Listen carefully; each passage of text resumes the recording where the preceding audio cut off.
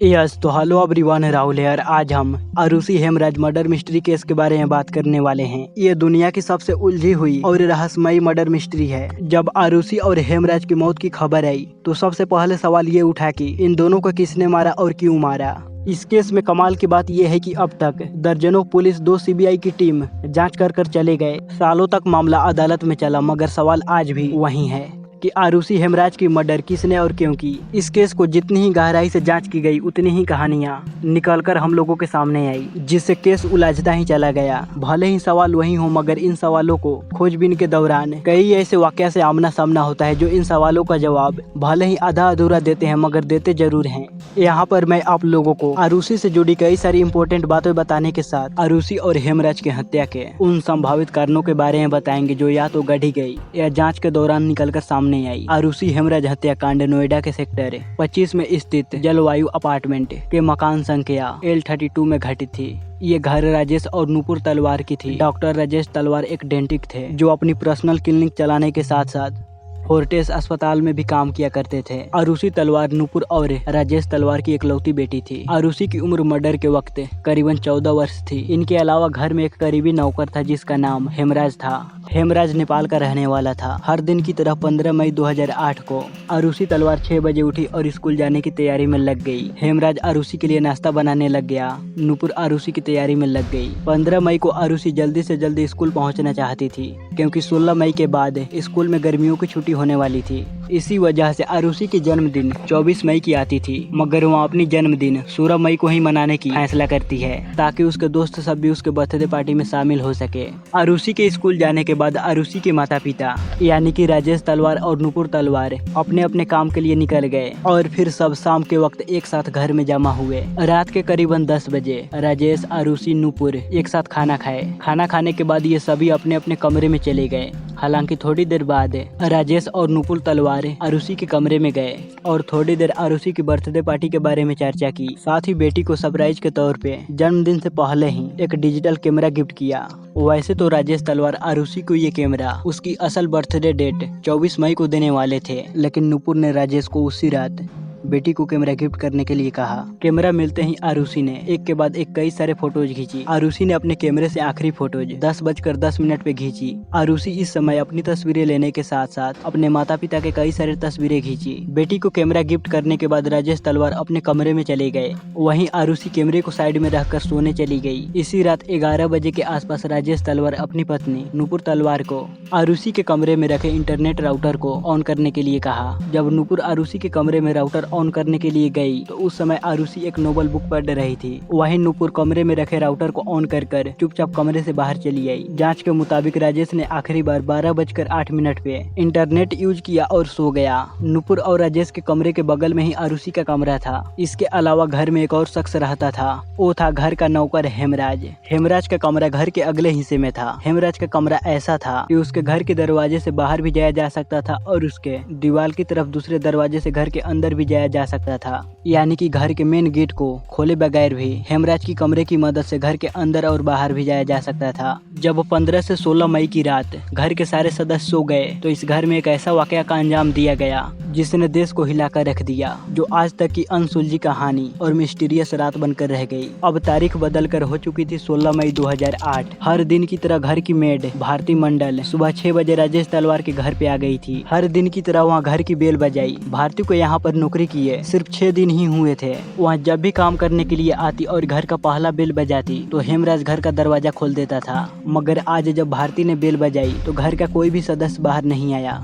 इसके बाद भारती ने दोबारा से बेल बजाई, तब भी घर से बाहर कोई नहीं आया। हालांकि जब भारती ने तीसरी बेल बजाई तो घर के अंदर मौजूद नूपुर तलवार ने अपनी घर की तरफ खुलने वाले दरवाजे को खोला और भारती से पूछा कि हेमराज कहाँ पर है, जिस पर भारती कही कि मुझे नहीं मालूम। तब नूपुर ने कहा कि हो सकता है कि हेमराज बाहर दूध लेने के लिए गया हो और उसी ने बाहर से दरवाजा बंद कर दिया हो। नूपुर भारती को कही कि तुम थोड़ी देर इंतजार कर लो, जब हेमराज वापस आएगा वहाँ दरवाजा खोलेगा तो तुम अंदर चले आना। इस पर भारती ने कहा कि मुझे और भी जगह काम करने के लिए जाना है, अगर मैं यहाँ पर ठहरी तो मैं लेट हो जाऊंगी। आप इस ताले की दूसरी चाबी बालकनी से फेंक दीजिए, मैं बाहर से दरवाजे खोल लूंगी। नूपुर तलवार घर के अंदर गई, चाबी लेकर बालकनी में आई, जहाँ से उन्होंने चाबी को नीचे फेंक दिया। चाबी देने के बाद नूपुर ने कहा कि शायद दरवाजा लॉक नहीं है, बाहर से कुंडी लगा हुआ है। भारती को चाबी देने के बाद नूपुर ने हेमराज के पास कॉल किया। पहली बार तो घंटी गई, मगर दूसरी बार फोन स्विच ऑफ बताने लगा, जिसके बाद दोबारा फिर से कभी फोन ऑन नहीं हुआ और न ही फोन लगा। जब तक नूपुर तलवार ने घर की चाबी दी और हेमराज के पास कॉल की, तब तक राजेश तलवार भी उठ गए। वहाँ जैसे ही घर के बरामदे में आए तो उनकी नजर डाइनिंग टेबल पे रखी स्कॉच विस्की पे पड़ी, जो पूरी तरह खाली थी, और बोतल पे खून के कुछ धब्बे थे। बोतल देखकर राजेश तलवार चौंक गए और अपनी पत्नी नूपुर तलवार से पूछा कि आखिर यहाँ ये बोतल किसने रखा। नूपुर तलवार भी चौंक गई। राजेश तलवार को कही कि आप एक बार आरुषि के कमरे में जाकर देखिए। आरुषि के कमरे का दरवाजा ऐसा था जिसे बाहर से सिर्फ चाबी की मदद से ही खोला जा सकता था, जबकि अंदर से बिना चाबी की मदद से ही खोला जा सकता था। अक्सर सोने से पहले नूपुर तलवार आरुषि की कमरे को बाहर से लॉक कर दिया करती थी, मगर इस वक्त राजेश तलवार ने देखा कि आरुषि की कमरे का दरवाजा थोड़ा सा खुला हुआ है। कमरे के दरवाजा को खुला देख राजेश तलवार जैसे ही कमरे के अंदर गए तो अंदर का नजारा देखकर उनके होश ही उड़ गए और वहाँ जोर जोर से चीखने लग गए, क्योंकि आरुषि के कमरे के चारों तरफ खून ही खून था। आरुषि का शरीर खून से पूरी तरह लथपथ था और गले पे गहरे निशान थे। आरुषि मरी हुई कमरे में पड़ी हुई थी। अब राजेश की आवाज को सुनकर नूपुर तलवार भागती हुई आरुषि के कमरे में आई। यहाँ का नजारा को देखकर नूपुर गहरे सदमे में चली गई। उन्हें समझ ही नहीं आ रहा था कि मैं कैसे रिएक्ट करूँ। अब तक घर की नौकर भारती भी बाहरी दरवाजा खोल चुकी थी और वहाँ घर के अंदर आ चुकी थी। जैसे ही भारती घर के अंदर आई तो उसे राजेश और नूपुर की रोने की आवाजें सुनाई पड़ी। उन दोनों की रोने की आवाजों को सुनकर भारती उसी कमरे के अंदर गई तो नूपुर तलवार भारती से लिपट कर रोने लगी और आरुषि के ऊपर रखे कंबल को हटाकर भारती को आरुषि के काटा हुआ गला को दिखाया कि ये देखो क्या हो गया, हेमराज ने मेरी बेटी के साथ क्या कर दिया। फिर राजेश और नूपुर ने भारती को बताया कि हेमराज ने मेरी बेटी की हत्या कर दी है और वह यहाँ से भाग गया है। भारती इन दोनों को शांत कराई, साथ ही उनसे पूछा कि क्या हम किसी को बुलाकर यहाँ लाए, जिस पर नूपुर ने पड़ोसियों की घर के अंदर बुलाने की अनुमति दे दी। अब भारती जल्दी से भागते हुए घर के बाहर आई। जलवायु विहार अपार्टमेंट में रहने वाले आरुषि की मर्डर के बारे में बताई। ये खबर सुनकर घर के अंदर बहुत सारे लोग चले आए। इसी बीच किसी ने जलवायु विहार के सिक्योरिटी गार्ड वीरेंद्र सिंह को कहा कि आप पुलिस के पास कॉल कर दो। जब मौके पर पुलिस वाले सब क्राइम सीन पे पहुंचे तो देखे कि करीबन 15 लोग लिविंग रूम में खड़े हुए हैं, जबकि 5 से 6 लोग राजेश तथा नूपुर के कमरे में मौजूद हैं। वहीं आरुषि के कमरे में कोई भी मौजूद नहीं था। जैसे ही पुलिस वाले यहाँ पर आए तो राजेश तलवार पुलिस वालों को कहा कि घर का नौकर हेमराज ने ही आरुषि की मर्डर की है, वह यहाँ से भाग गया है। जितने जल्दी हो सके उतने ही जल्दी आप हेमराज को पकड़िए। अब हेमराज गायब था, इसीलिए पुलिस वालों को लगता है कि पहले हेमराज ने शराब पी। अब नशे की हालत में धुत हेमराज आरुषि के कमरे में गया और उसके साथ जोर जबरदस्ती करने की कोशिश करने लगा। जब आरुषि हेमराज को ऐसा करने से रोकी तब हेमराज ने कुकरी की मदद से आरुषि की मर्डर कर दिया और फिर वह यहाँ से भाग गया। अब इस थ्योरी के आधार पर आरुषि का मर्डरर हेमराज को मानते हुए पुलिस ने हेमराज के ऊपर 20,000 रुपए का इनाम रख दिया और पुलिस की एक टीम हेमराज को पकड़ने के लिए नेपाल निकल गए। इधर पुलिस की दूसरी टीम लाश को अपने कब्जे में ले ली और आरुषि की डेथ बॉडी को करीबन 8:30 बजे पोस्टमार्टम के लिए ले जाया गया। पोस्टमार्टम होने के बाद लगभग 1 बजे आरुषि की डेथ बॉडी को उसके घर पे वापस लाया गया। लगभग 4 बजे के आसपास आरुषि की अंतिम संस्कार करने के लिए आरुषि की डेथ बॉडी को पासी के शमशान घाट में ले जाया गया। आरुषि के अंतिम संस्कार होने के बाद पुलिस ने ये आरोप लगाया कि राजेश तलवार आरुषि का जल्द से जल्द अंतिम संस्कार करवाना चाहते थे, जबकि राजेश तलवार ने अपने बयान में बताया कि बड़े बुजुर्गों की राय थी कि जल्द से जल्द आरुषि की अंतिम संस्कार की जाए। लाश मिलने से लेकर अंतिम संस्कार होने तक इस घर में इतने सारे लोग आए कि क्राइम सीन पूरी तरह तहस नहस हो गया। पुलिस की लापरवाही रही कि क्राइम सीन को बचाने के लिए पुलिस ने भी मेहनत नहीं की। इसका अंजाम ये निकला कि बहुत सारे अहम सबूत नष्ट हो गए। विशेषज्ञों का दावा रहा कि करीबन 90% क्राइम सीन तो ऐसे ही नष्ट हो गए। हालांकि फिर भी फोरेंसिक एक्सपर्ट ने आरुषि के कपड़े, चादर, बेडशीट और भी सारी चीजों को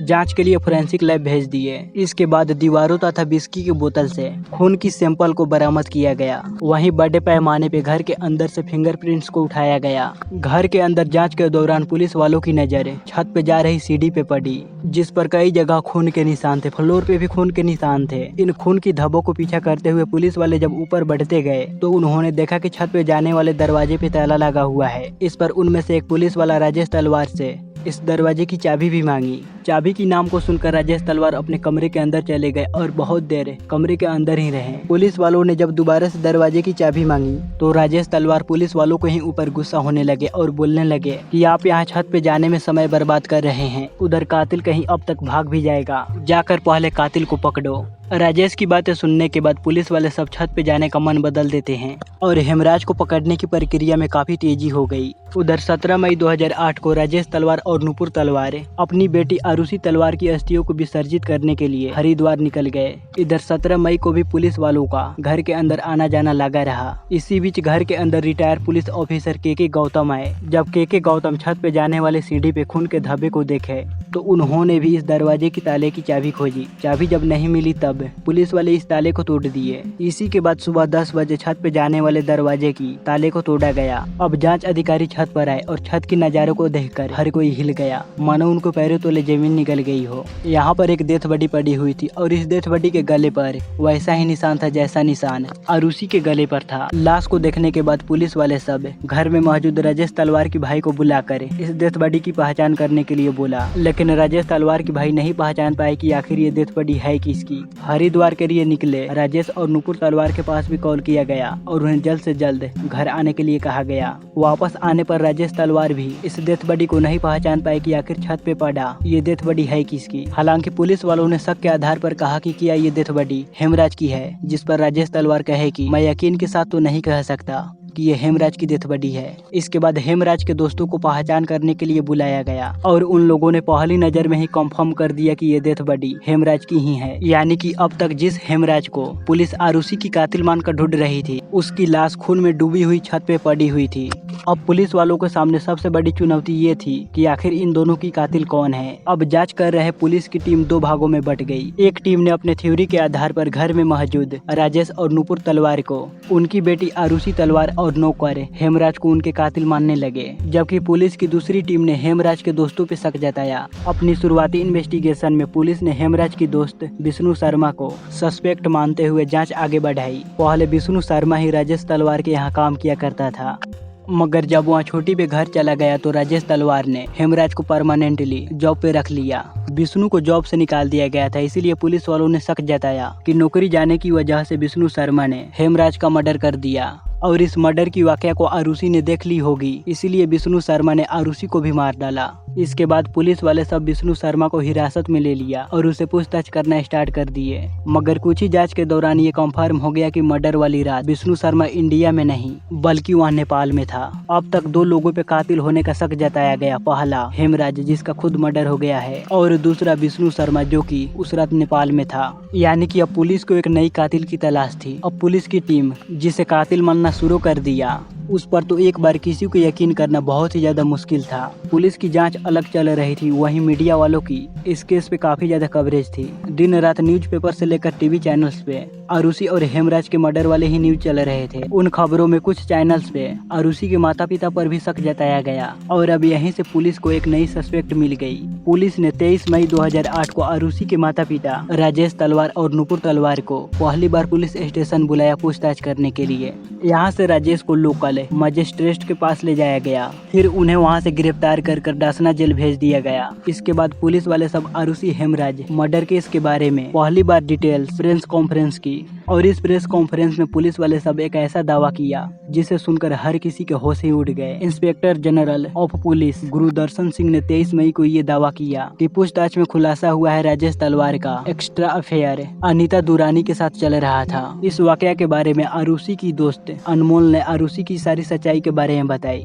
अब ये सच्चाई जानकर आरुषि अपने पिता से काफी ज्यादा गुस्सा हो गई। वहाँ अपने पिता से इस बारे में सवाल भी की। पुलिस के मुताबिक पिता के एक्स्ट्रा मैरिटल अफेयर की वजह से आरुषि के ऊपर बहुत ही बुरा असर पड़ा। वहाँ खुद को कमरे में बंद कर ली, यहाँ तक कि कथित तौर पे वहाँ हेमराज के साथ सेक्सुअल रिलेशनशिप में आ गई। इसी के बाद 15 मई 2008 की रात जब राजेश तलवार सोने चले गए तब आरुषि के कमरे में हेमराज चला आया। जब दोनों संबंध बना रहे थे तभी राजेश तलवार किसी काम की वजह से अपने कमरे से बाहर निकल कर आए तो उन्होंने देखा कि आरुषि की कमरा थोड़ा सा खुला हुआ है। तो राजेश तलवार आरुषि के कमरे में चले आए और कमरे में आने पर उन्होंने देखा कि आरुषि और हेमराज आपत्तिजनक स्थिति में हैं। ये देखकर राजेश तलवार को बहुत ही ज्यादा गुस्सा आया और वह हेमराज को मारना शुरू कर दिए। हेमराज को मारते हुए छत पर ले गए। वहाँ पर हेमराज के सर बहुत ही जोर से हमला किया और सर्जिकल ब्लेड से उसका गला काट दिया। अब हेमराज को छत पे ही छोड़कर छत के दरवाजे पे ताला लगा दिए। इसके बाद राजेश तलवार नीचे आए और काफी मात्रा में शराब पी नशे में धुत अपनी बेटी के कमरे में गए और वहाँ पर अपनी बेटी की भी मर्डर कर दी। वेल, ये सारे वाकया मेरे नहीं हैं, ये पुलिस की तरफ से हैं। पहली बार पुलिस ने ये दावा किया। इस बयान के बाद आरुषि के ऊपर चरित्रहीन का आरोप लगने लगा। इससे पुलिस की काफी ज्यादा बेइज्जती होने लगी। इसके बाद पुलिस वालों ने अपना बयान बदलकर ये दावा किया कि आरुषि को अपने पिता के अफेयर के बारे में मालूम पड़ चुका था। वह अपने पिता को ब्लैकमेल करने लगी थी, जिससे राजेश तलवार को काफी ज्यादा गुस्सा आया और वह गुस्से में अपनी बेटी की हत्या कर दी। अब इस हत्या का अंजाम देते हुए हेमराज ने राजेश को देख लिया था, तो राजेश ने गवाह को मिटाने के लिए उसने हेमराज को भी मार डाला। पुलिस ने आरोप लगाया कि दोनों की हत्या के बाद सबूत मिटाने में राजेश की मदद उसकी पत्नी नुपुर तलवार ने भी की। इसी के बाद अब जांच आगे बढ़ती रही। मामले की गर्माहट को देखकर केस 1 जून 2008 को सीबीआई को सौंप दिया गया। सीबीआई जैसे ही इस केस को अपने हाथों में लिया तो जांच का रुख एकदम से बदल गया। शुरुआती जांच के दौरान सीबीआई वालों को कुछ ऐसे क्लू मिले जिससे उनका शक राजेश तलवार और नुपुर तलवार से हटकर राजेश तलवार के क्लिनिक में काम करने वाला कृष्णा थडेराई पे चला गया। दरअसल जांच पड़ताल के दौरान सीबीआई वालों को मालूम पड़ता है आरुषि की हत्या से ठीक 2 दिन पहले क्लिनिक पे काम कर रहे कृष्णा ने गलती कर दी, जिस पर राजेश तलवार ने कृष्णा को बहुत ही बुरी तरह डांटा। इसके बाद एक दिन कृष्णा ने हेमराज को कहा कि मैं एक दिन जरूर राजेश तलवार को सबक सिखाऊंगा। ये सारी बातें राजेश तलवार की ड्राइवर उमेश शर्मा ने सुनी थी। इसी के गवाही के आधार पर पुलिस ने शक के दायरे में 7 जून 2008 को कृष्णा को हिरासत में लेकर पूछताछ करना शुरू कर दी। जैसे ही सीबीआई की टीम कृष्णा की कमरे की तलाशी लेने लगी तो वहाँ पर उन्हें एक तकिए का कवर मिला जिस पर खून लगा हुआ था। इसके अलावा वहाँ पर एक कुकरी भी मिली। शक जताया गया कि इसी कुकरी की मदद से 2 हत्याओं का अंजाम दिया गया। इसके अलावा कमरे से सराउजर बरामद हुआ जिसके ऊपर खून के कुछ निशाने थे। ये सारे सबूत इस बात की तरफ इशारा कर रहे थे कि आरुषि हेमराज मर्डर केस की कातिल पकड़ा गया। इसके बाद पुलिस ने कृष्णा का पॉलीग्राफ टेस्ट करवाया। फिर 9 जून 2008 को एम्स दिल्ली में इसका साइकोलॉजिकल टेस्ट किया गया। फिर 12 जून को कृष्णा का नार्को टेस्ट भी किया गया।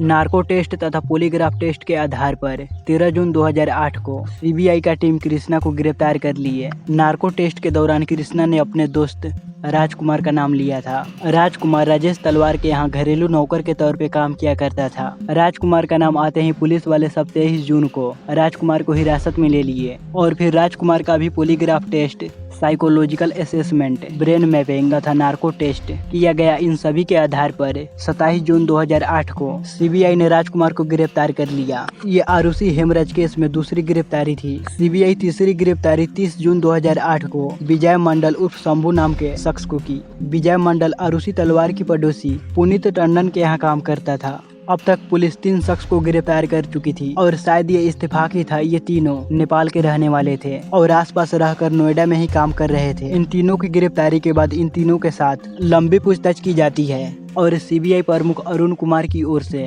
11 जुलाई 2008 को एक प्रेस कॉन्फ्रेंस की जाती है। प्रेस कॉन्फ्रेंस में अरुण कुमार दावा करते हैं कि सीबीआई को राजेश तलवार और नुपुर तलवार के खिलाफ एक भी सबूत नहीं मिली है जिससे ये साबित हो कि इन्होंने हेमराज या फिर आरुषि का कत्ल किया हो। 20 जून 2008 को राजेश तलवार का पहला और नुपुर तलवार की दूसरी लाई डिटेक्टिव टेस्ट किया जाता है। इस टेस्ट के दौरान भी पुलिस को कोई भी क्लू नहीं मिली। हालांकि सीबीआई ने राजेश तलवार और नुपुर तलवार को क्लीन चिट नहीं दी थी। दूसरी तरफ सीबीआई ने जानकारी दी कि कृष्णा, राजकुमार, विजय मंडल ये तीनों ही इस वक्त क्राइम सस्पेक्ट हैं। दावा ये भी किया गया कि इन तीनों में से 2 जनों ने आरुषि और हेमराज की मर्डर को कबूल कर लिया। कृष्णा, राजकुमार और शंभू के पूछताछ के आधार पर सीबीआई के ज्वाइंट डायरेक्टर अरुण कुमार ने प्रेस कॉन्फ्रेंस के दौरान आरुषि तलवार और हेमराज की मर्डर के कुछ संभावित कारण भी बताए। मर्डर के क्राइम सस्पेक्ट राजकुमार के पॉलीग्राफ टेस्ट और नार्को टेस्ट के मुताबिक हत्या वाली रात यानी कि 15 मई 2008 को हेमराज ने राजकुमार, कृष्णा और मंडल को अपने कमरे में पार्टी के लिए बुलाया था। ये चारों बैठकर खूब शराब पिए। यहीं पर कृष्णा ने राजेश कुमार के द्वारा पिछले दिनों की गई बेइज्जती के बारे में भी बात की और कहा कि मैं इसका बदला राजेश तलवार से जरूर लेकर रहूंगा। राजकुमार के बयान के मुताबिक जब कृष्णा राजेश तलवार के खिलाफ ये बातें कर रहा था तो इनकी सारी बातें आरुषि ने सुन ली। आरुषि कही कि मैं इस बारे में अपने पिता को बताऊंगी। ये बातें सुनकर कृष्णा को काफी ज्यादा गुस्सा आया। वहाँ अपनी कुकरी निकाली और आरुषि को उसके कमरे में ले जाकर उसकी हत्या कर दी। आरुषि की हत्या करने के बाद कृष्णा यहाँ से भागने लगा। हेमराज उसे उसे पकड़ने की कोशिश की तो कृष्णा की मदद करने के लिए राजकुमार कृष्णा की तरफ से चला आया। दोनों एक साथ मिलकर हेमराज को खींचते हुए छत पर ले गए और वहाँ पर बड़े ही बेरहमी से हेमराज का मर्डर कर दिया और छत से लगे दरवाजे को बंद कर छत से ही भाग गए।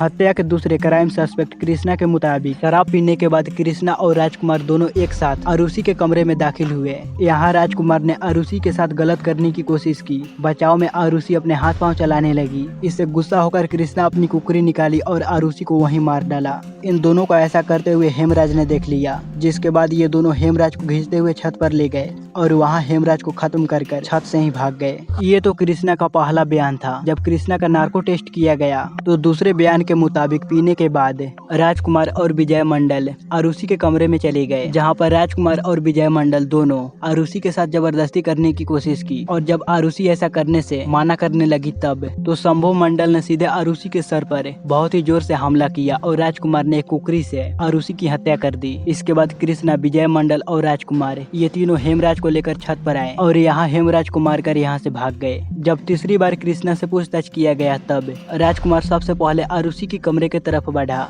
और उसके पीछे पीछे कृष्णा और विजय मंडल भी गया। राजकुमार ने पहले आरुषि के साथ गलत करने की कोशिश की। जब आरुषि इसका विरोध की तो कृष्णा अपने पास रखा कुकरी को निकाला और आरुषि का गला रेत दिया। कृष्णा को ऐसा करते हुए हेमराज ने देख लिया और वह कहने लगा कि मैं इन सारी वाकया के बारे में राजेश तलवार को बता दूंगा। इसके बाद ये तीनों हेमराज को छत पर ले गए, वहाँ पर हेमराज की हत्या की और यहाँ से भाग गए। इसी खुलासे के मुताबिक 12 जुलाई 2008 को राजेश तलवार को बेल मिल गई और लगभग उन्हें 50 दिनों के बाद जेल से रिहा कर दिया गया। दूसरी तरफ राजकुमार, कृष्णा और विजय मंडल के खिलाफ जांच आगे बढ़ाई गई। सीबीआई की टीम तीनों नौकरों को कातिल मानते हुए जांच को आगे बढ़ाए। जांच के दौरान कृष्णा के मकान मालिक के जोहरी ने गवाही दी कि 15 मई की रात तो कृष्णा मेरे घर पे था और रात के वक्त कई बार कृष्णा को तो मैंने अपने घर में ही देखा। दूसरा क्राइम सस्पेक्ट विजय मंडल का मालिक पुलिस टंडन ने जांच कर रही सीबीआई टीम के सामने गवाही दी कि मैंने भी विजय मंडल उर्फ शंभू को 15 मई की रात अपने ही घर में देखा था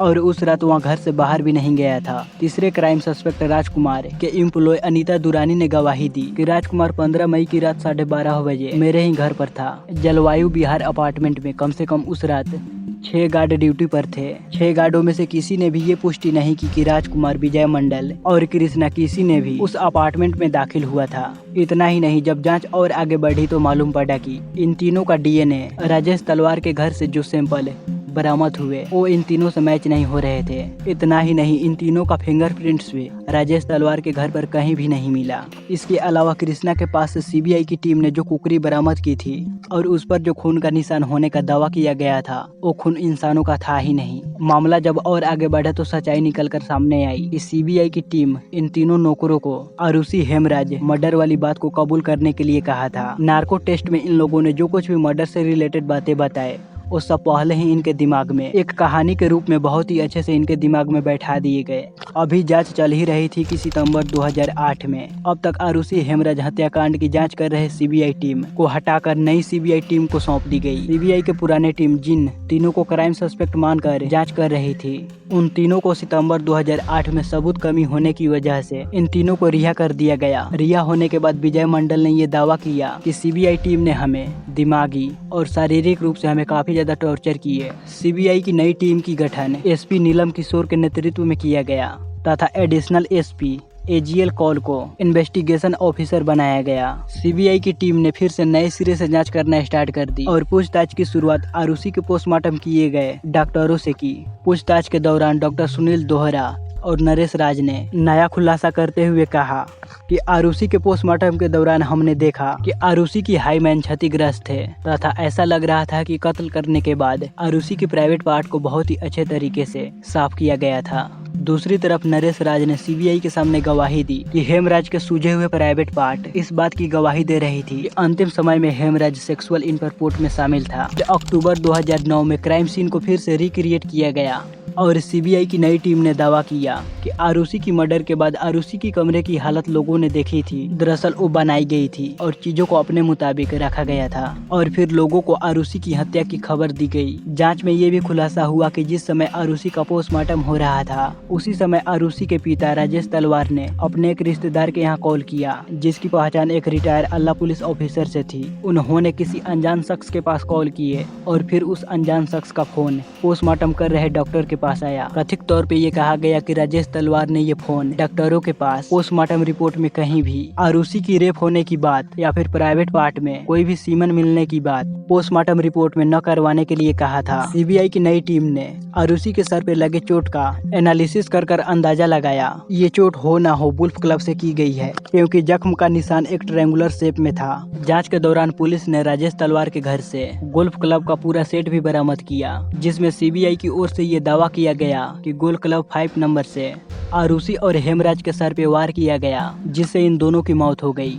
हालांकि उस गोल्ड फ्लैग पे ब्लड का कोई भी सैंपल नहीं मिला, ना ही वहां से डीएनए और ना ही कोई बायोलॉजिकल फ्लूइड भी बरामद हो पाया। बाद में उन गोल्ड क्लब को कुछ विशेषज्ञों के पास भेजा गया तो उन्होंने अपने रिपोर्ट में बताया कि वहां पर मौजूद सभी गोल्ड फ्लैग में से एक स्टिक को देखकर ऐसा लग रहा था कि हाल ही में इसे काफी अच्छे से साफ किया गया हो, इसलिए इन पर से भी सारे सबूत मिट गए हैं। इसके बाद सीबीआई ने अपनी जाँच आगे बढ़ाई। 18 से 19 मई 2010 को एक बार फिर से राजेश तलवार को पूछताछ के लिए बुलाया गया। सभी पूछताछ के बाद और लंबे जांच के बाद सीबीआई टीम को कोई पुख्ता सबूत नहीं मिले। इसी के आधार पर 29 दिसंबर 2010 को सीबीआई की टीम ने इस केस को बंद करने के लिए कोर्ट में क्लोजर रिपोर्ट फाइल कर दी। हालांकि इस रिपोर्ट में राजेश तलवार पे आरुषि और हेमराज की मर्डर को जताया जबकि नौकरों को रिपोर्ट में बेगुनाह बताया गया। अपनी क्लोजिंग रिपोर्ट में सीबीआई ने कहा कि हमें कोई भी ऐसा पुख्ता सबूत नहीं मिला है कि हेमराज का कत्ल आरुषि के ही कमरे में हुए हैं। हेमराज का ब्लड सैंपल आरुषि के कमरे में कहीं पर भी नहीं मिला।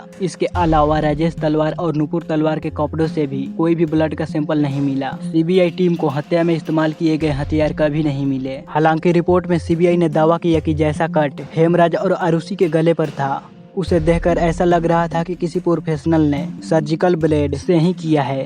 अब राजेश तलवार और निपुर तलवार एक डॉक्टर थे तो ये शक जताया गया कि उन्होंने ही सर्जिकल ब्लेड से इन दोनों का गला काटा है। राजेश और नुपुर की सबसे बड़ी बेगुनाही का सबूत ये भी रहा कि किचन में जो शराब की बोतल रखी थी उस पर जो फिंगरप्रिंट से और उसके ऊपर जो खून लगे थे वो ना ही पहले के 3 क्राइम सस्पेक्ट से मैच हुए और ना ही राजेश और नुपुर की सैंपल से मैच हुआ। इसके अलावा पूरे केस में हत्या के उद्देश्य के बारे में भी मालूम नहीं चल पाया। इन सभी के अलावा सीबीआई वाले कोर्ट में इस केस को बंद करने की अपील की। केस बंद करने की बात तो ठीक थी मगर इस क्लोजिंग रिपोर्ट में राजेश तलवार के ऊपर जो उंगली उठाई गई थी इससे राजेश तलवार खुश नहीं थे और वहाँ खुद पर किए गए सीबीआई के टिप्पणी के खिलाफ वहाँ कोर्ट पहुँच गए। राजेश तलवार के लिए ये कदम कुछ समय के लिए आत्मघाती साबित हुआ क्योंकि वहाँ कोर्ट में बेगुनाह साबित होने के लिए गए थे मगर वहाँ उल्टा फंस गए और केस की फिर से जाँच शुरू हुई। कोर्ट ने क्लोजर रिपोर्ट को चार्जशीट में बदल कर राजेश और नुपुर तलवार के ही ऊपर मामला दर्ज करते हुए फिर से जांच करने की परमिशन दी। कोर्ट का मानना था कि राजेश तलवार और नुपुर तलवार के ऊपर मामला दर्ज करने के लिए ये सबूत काफी है। अब इस नई जांच के बाद सीबीआई के एडिशनल एसपी एजीएल कौल ने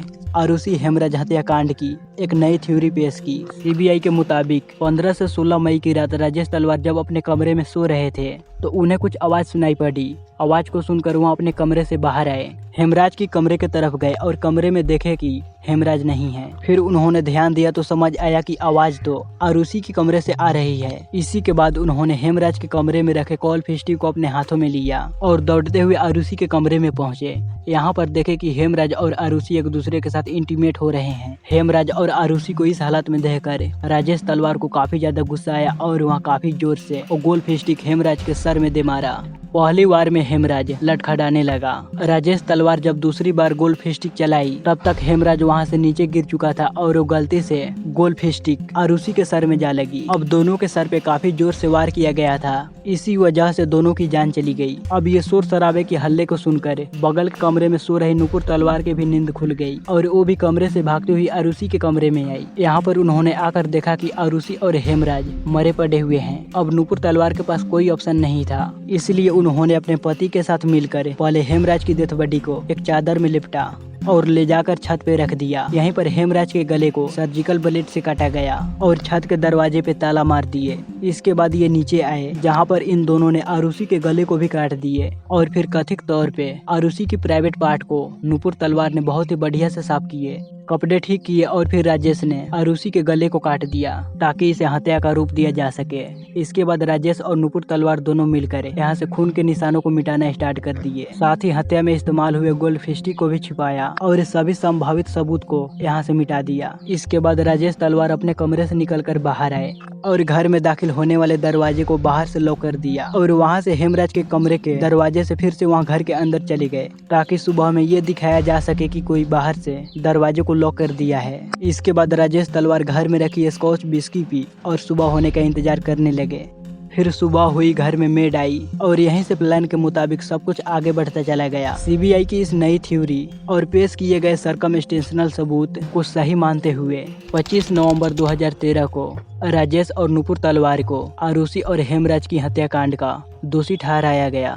इसके अलावा इन्हें सबूत के साथ छेड़छाड़ करने, जांच को दूसरी दिशा में ले जाने तथा गलत एफआईआर दर्ज करवाने का भी दोषी ठहराया गया। दोषी करार दिए जाने के बाद 26 नवंबर 2013 को आरुषि और हेमराज की हत्या के जुर्म में राजेश तलवार और उनकी पत्नी नुपुर तलवार को कोर्ट की तरफ से इन्हें उम्र कैद की सजा सुनाई गई। कुछ महीने जेल में गुजारने के बाद जनवरी 2014 को राजेश और नुपुर तलवार ने निचले अदालत की फैसले के खिलाफ इलाहाबाद हाई कोर्ट में अपील कर दी। 12 अक्टूबर 2017 को निचले अदालत की फैसले को पलटते हुए राजेश और नुपुर तलवार को आरुषि और हेमराज की हत्या से मुक्त कर जेल से रिहा कर दिए। इलाहाबाद हाई कोर्ट ने सीबीआई वालों को फटकार लगाते हुए कहा कि सीबीआई सही ढंग से जांच करने में असफल रही तथा अपने द्वारा गढ़ी गई थ्योरी के आधार पर राजेश और नुपुर तलवार को दोषी करार दे दिया। इलाहाबाद कोर्ट के फैसले से राजेश तलवार और नुपुर तलवार जेल से बाहर आ गए। वैसे 8 मार्च 2018 को इलाहाबाद की कोर्ट के फैसले को सीबीआई ने सुप्रीम कोर्ट में चुनौती दी है। 10 अगस्त 2018 को सुप्रीम कोर्ट ने इस केस की सुनवाई के लिए मंजूरी दे दी। अब ये मामला सुप्रीम कोर्ट में विचाराधीन है। अब आरुषि तलवार के पिता राजेश तलवार और माता नुपुर तलवार इस केस से पीड़ित हैं। ये लोग इस केस के गवाह है या फिर कातिल है, ये तो समय आने पर ही मालूम पड़ेगा। कुल मिलाकर आज से सालों पहले ये केस जिन सवालों के साथ खड़ा हुआ था, आज भी उन्हीं सवालों के साथ खड़ा हुआ है कि आरुषि हेमराज की हत्या किसने और क्यों की थी। क्योंकि मामला अभी विचाराधीन है तो मैं इस पूरे केस पे कोई भी टिप्पणी नहीं दूंगा। इस केस का सच जो कुछ भी है वो बाहर आनी चाहिए और आरुषि और हेमराज को इंसाफ मिलनी चाहिए। सो गाइस, आपको यहाँ वीडियो कैसा लगा प्लीज हमें लाइक और कमेंट कर जरूर बताइएगा और इस चैनल पर पहली बार आए हैं तो इसे सब्सक्राइब भी कीजिएगा क्योंकि मैं इसी तरह का वीडियो आप लोगों के लिए लाता रहता हूँ।